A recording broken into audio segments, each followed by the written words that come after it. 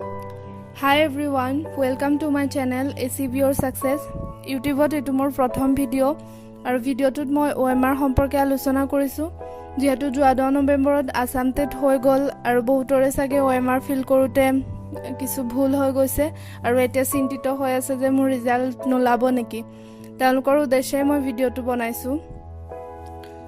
OMR sheetবোৰ সাধাৰণতে স্ক্যানাৰত check কৰা হয় আৰু যদি OMR সঠিকমতে ফিল কৰা নহয় তেতিয়া স্ক্যানাৰে আপোনাৰ উত্তৰবোৰ চেক কৰিব নোৱাৰে আৰু ৰিজেক্ট হোৱাৰ সম্ভাৱনা থাকে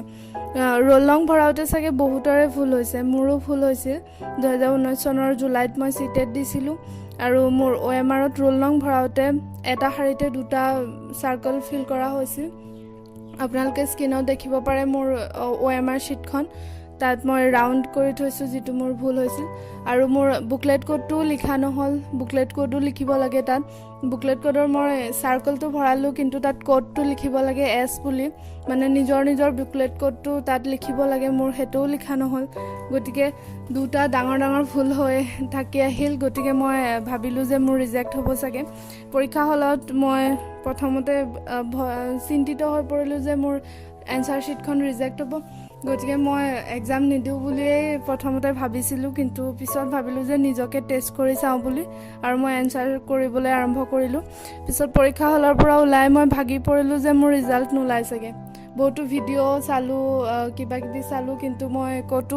মোৰ মানে উত্তৰটো পোৱা নাছিলো যে ৰিজেক্ট হ'ব নে চাব গটিকে মই ৰিজাল্টৰ দিনলৈকে বাদ চালো পিছত যিদিনা ৰিজাল্ট ওলালে হেনা দেখিছো যে মোৰ ৰিজাল্টটো ওলালে আৰু মোৰ ৰিজাল্ট শিটটো আপোনালোকক সহায়ৰ উদ্দেশ্যে দিয়া হৈছে স্ক্ৰিনত গটিকে মোৰ ৰিজাল্ট ওলালে ইমানখিনি OMRত ভুল হোৱাৰ ফলতো